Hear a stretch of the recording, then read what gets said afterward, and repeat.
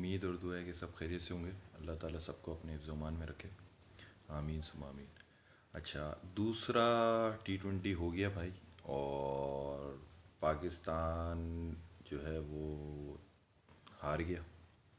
और जो परफॉर्मेंस को पहले हाईलाइट किया था, तो इत्तेफाक से पहले के बाद दोबारा दूसरे में आ गई वही परफॉर्मेंस। और उम्मीद है कि तीसरा पाकिस्तान जीत के सीरीज़ को 2-1 से विन करें इंशाल्लाह। लेकिन जो थोड़ी बहुत चीज़ें हैं वो थोड़ी सी डिस्कस कर लेते हैं।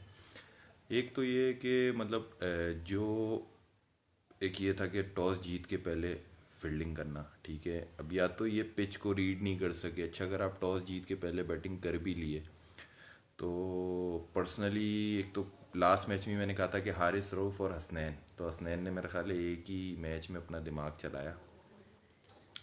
और उसके बाद फिर वही जो हम कहते हैं कि बॉलर ही नहीं है जो आप आमिर को बाहर करते हो, तो आमिर अंटिल अनलेस आप फिल नहीं कर सकते तो बेकार है। आप जितना भी यंग टैलेंट यंगस्टर ले आओ, वो उस तरह परफॉर्म ही नहीं कर रहे कि आप उसको बिठा सको। तो एट द एंड अगर वर्ल्ड कप या ये चीज़ों में, तो आपको प्लेइंग 11 में लाना पड़ेगा उसके साथ, जो कि शाहीन, हसन और आपका आमिर, ये तीन बंदे। खैर वो बात की बात है।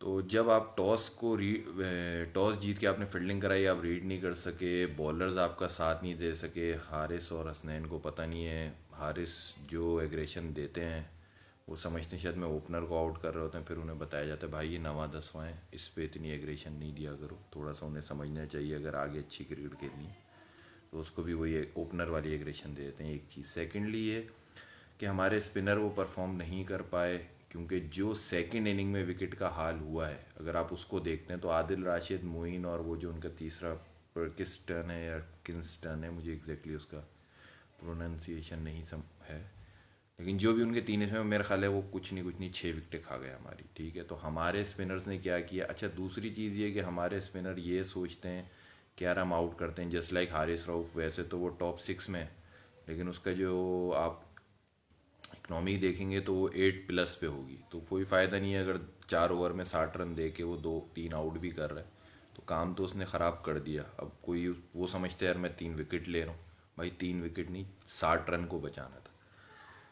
तो हमारे स्पिनर ने शायद उस तरह से परफॉर्म नहीं कर सके जो कि उनको करना चाहिए था। शादाब और इमाद जो है वो विकेटें लेनी थी, नहीं ली।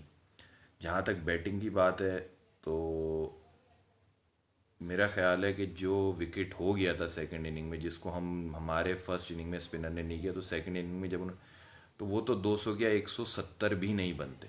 वो 170 रन नहीं बन सकते थे, 200 बहुत ज़्यादा थे। तो स्पिनर्स को तीसरे में वर्कआउट करना चाहिए कि जब आदिल राशिद ब्रेक के बाद आ रहा है, 3 वनडे नहीं है, पहला 2020 नहीं है, और देन वो उसको ऐसा कहे, मतलब उसने मेरा ख्याल है 4 ओवर में 8 से 10 डिलीवरियाँ ऐसी की हैं जो अनप्लेबल है, ठीक है। और उसके साथ जो है वो दूसरी चीज़ अगर आप देखें तो वो मेरा ख्याल है 5 आउट भी कर गया, क्योंकि वो एक आध कैच छूट गया, एक ड्रॉप हो गया, एक आगे हो गया, इस तरह करके। तो हमें ये देखना चाहिए कि हम कहाँ तक अपने आप को स्ट्रेच कर सकते हैं, क्या हम बेहतरी ला सकते हैं इस टीम के हवाले से भी, इस सीरीज़ के हवाले से भी, कि मतलब ये ना हो कि हम 2-1 से सीरीज़ जीत भी जाते हैं इंशाल्लाह ताला। लेकिन मैं फिर वही बात करूँगा जो मैंने इनिशियल प्रेडिक्शन में कही थी कि रिज़ल्ट और वो नहीं है जो कि आप एक टीम पे एक मेच्योर कॉम्बिनेशन नहीं कह सकते हैं। तो वो एक इशू है, उसको देखना चाहिए किस तरह से वो सॉर्ट आउट हो सकता है, क्योंकि ये वो 11 नहीं है अगर यही सेम 11 तीसरे में खिला के भी जीत जाए, जिसको आप कोई चीज़ कह सकते हो। ये पिटने पे आ रहे हैं, बहुत बुरी बुरी तरह पिट रहे हैं। तो बेहतर ये है कि थर्ड में थोड़ा सा कॉम्बिनेशन के साथ, असल चीज़ ये है कि प्लेयर्स जो मुझे थोड़ा सा लगता है कि मेंटली हमारे प्लेयर्स जो है ना वो स्ट्रॉन्ग नहीं है। मतलब स्ट्रॉन्ग से मुराद इन द सेंस कि बाबर और रिजवान अगर गिर गए तो टीम ही गिर गई। तो ये चीज़ को देखना चाहिए। पास्ट में ऐसा नहीं होता था, ओपनर्स के बाद फिर middle order, lower middle order में फिर वही मैं बात कहूँगा अब्दुल रज़ाक, शाहिद अफरीदी, इस तरह के हमारे पास ग्रेट प्लेयर्स थे। तो वो चीज़ डेवलप ही नहीं हो रही है, तो उसको देखें। क्योंकि अभी चाहे तीसरा मैच हो, आगे वेस्ट इंडीज़ है, फिर वर्ल्ड कप है, तो इसमें ये चीज़ें बहुत ज़्यादा ज़रूरी हैं। उसके बगैर आप अच्छे रिजल्ट्स थोड़ा मुश्किल हो जाएगा। और जो आपके असल प्लेयर्स हैं उनको आप सॉर्ट आउट करके वापस लेके आएँ और वेस्ट इंडीज़ से उनको ट्राई कर लें। मतलब अगर ये हाल चल रहा है तो शुएब मकसूद परफॉर्म करते हैं, आज़म ख़ान है, चलो पहला दूसरा मैच है, वेस्ट इंडीज़ की सीरीज़ के बाद कम से कम आप, क्योंकि आपको शुएब मकसूद और आज़म ख़ान को ही आगे पीछे या नीचे हारिस रऊफ़, ये 3-4 ही लड़के हैं जो कि शफल होंगे।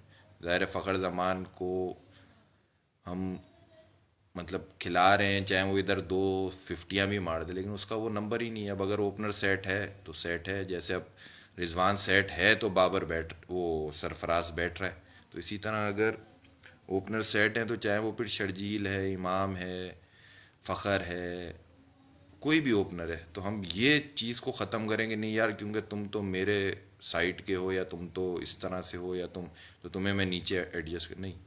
जब रिजवान परफॉर्म कर रहा है और सरफराज बाहर है, या पहले सरफराज कर रहा था रिजवान बाहर था, हालांकि सरफराज भी वनडे में प्लेइंग 11 में डिज़र्व, लेकिन जब एक चीज़ हो रही है तो वो बैठा हुआ है। तो यही चीज़ को हमें ओपनर्स में भी सोचना चाहिए कि यार जब नहीं है तो एडजस्ट नहीं करो, उससे बेहतर है बेहतरी लेके आए जाए। तो कोशिश दुआ यही है कि इंशाल्लाह तीसरे में बेहतर करेंगे। For the time being short short जो है टर्म गोल के हिसाब से यही है कि आप बोलेंगे कि यार इमीडिएट गोल यही है कि तीसरा जीतें, उसके बाद देखेंगे लॉन्ग टर्म में ये प्लेइंग 11 एग्जिस्ट नहीं करेगी।